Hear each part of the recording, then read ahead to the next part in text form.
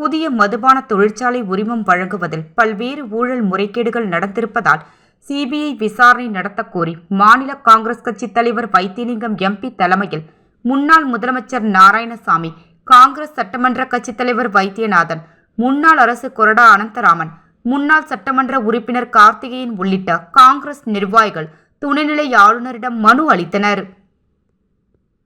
மாநிலத்தில் மாண்பு முதலமைச்சர் ரங்கசாமி அவர்கள் தலைமையில் உள்ள என்ஆர் காங்கிரஸ் பாஜக கூட்டணி அரசு 8 அயல்நாட்டு மதுபானம் தயாரிக்கும் தொழிற்சாலைகளுக்கு அனுமதி கொடுப்பதற்கு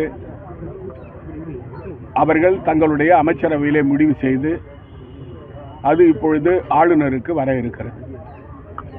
சுமார் 2 வருடங்களுக்கு முன்பு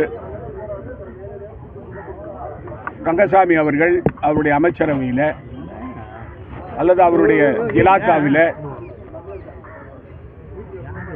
6 கம்பெனிகளுக்கு அயல்நாட்டு மதுபானம் உற்பத்தி செய்வதற்கு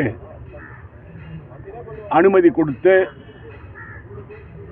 அது அப்பொழுது துணைநிலை ஆளுநராக இருந்த டாக்டர் தமிழிசை சவுந்தரராஜன் அவர்கள் அதற்கு ஒப்புதல் அளிக்காமல் இருந்திருக்கிறார்.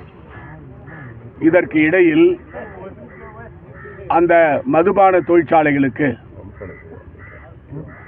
பிபிஐனுடைய அனுமதி வழங்கப்பட்டிருக்கிறது. அது மட்டுமல்லாமல்